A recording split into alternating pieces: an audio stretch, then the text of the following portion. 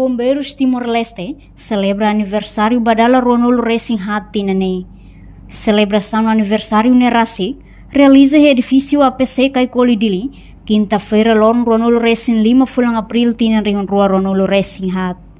Secretário de Estado de Proteção Civil, Domingos Mariano Reis Hateten, Bombeiros Timor-Leste existe ona Tinan Ronolo Racing Hat Nelarang, Hahu si Tinan Rua, Toohin Lorong, atu servino protege povo Timor-Leste, husi ameaça desastre nian, tanto ia aero, desastre no marítima. Aniversário da Bombeiros Timor-Leste.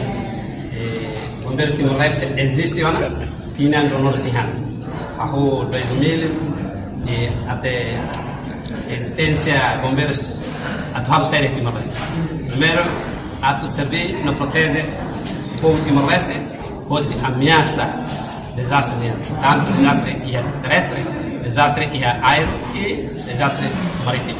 Também mensagem bem importante para bombeiros manter na parte de profissionalismo e também até kata bombeiros têm que pronto 24 horas pode responder necessidade comunitária de para causa desastre no catástrofe.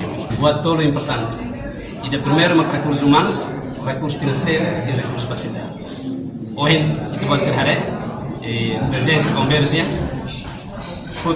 Total número de 418 membros de bombeiros. Deve colocar em 3 minutos. No governante ne husuba membros sira mantém na fatem profissionalismo, no tem que pronto durante horas Ronolo Racing Hat Nelarang, onde responde necessidade povo nian, liu ba causa desastre no catástrofe e Timor-Leste.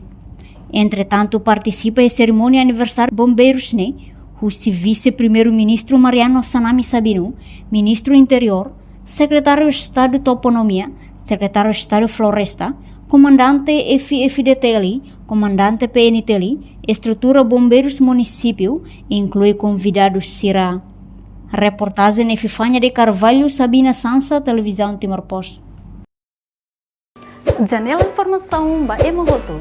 Atua tem informação atual dia Clio, kita haluha, haneham botão subscribe, like, halo comentário, no fahe tutang ba media sosial hotu.